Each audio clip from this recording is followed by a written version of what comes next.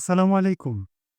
বাংলা ব্যঞ্জনবর্ণের শুদ্ধ উচ্চারণ: ক, খ, গ, ঘ, ঙ, চ, ছ, জ বর্গীয় জ, ঝ, ইয়, ইয়, ট, ঠ, ড, ঢ, মূর্ধন্য ণ, মূর্ধন্য ন, ত, থ, দ, ধ, দন্ত ন, দন্ত ন, প, ফ।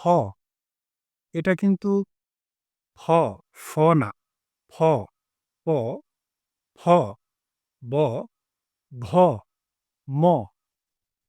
অন্তস্থ জ, অন্তস্থ জ, অন্তস্থ র, অন্তস্থ ল, তালব্য স, মূর্ধন্য স, দন্ত স, হ।